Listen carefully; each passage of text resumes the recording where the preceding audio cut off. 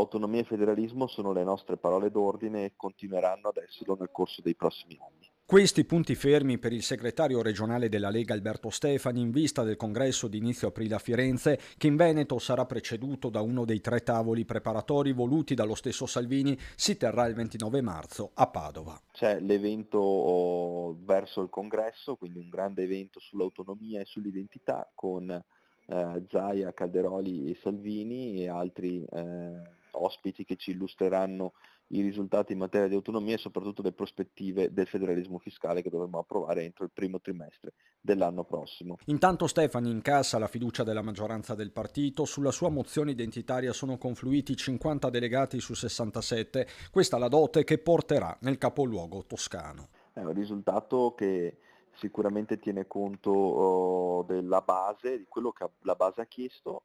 Noi faremo la nostra parte come Veneto e cercheremo di far sentire ovviamente le nostre istanze, cosa che tra l'altro ha già trovato una forte condivisione da parte del segretario federale. Il Veneto è una regione particolare con una sua storia e che merita di avere un trattamento speciale. A Firenze, dove quasi certamente non ci saranno ben 4 consiglieri regionali, Silvia Rizzotto, Simona Bisaglia, Enrico Corse e Marco Andreoli, che da tempo non verserebbero la loro quota al partito. Il nostro telegiornale nei giorni scorsi aveva riferito di un loro possibile approdo in altri lidi del centrodestra, Fratelli d'Italia in primis. Stefani non fa nomine e cognomi, ma il suo messaggio è comunque chiaro. Noi al direttivo regionale del mese scorso abbiamo deciso che chi non contribuisce anche alla vita politica del partito si mette automaticamente fuori dal movimento, quindi credo che non serva aggiungere molto altro, serve piuttosto fare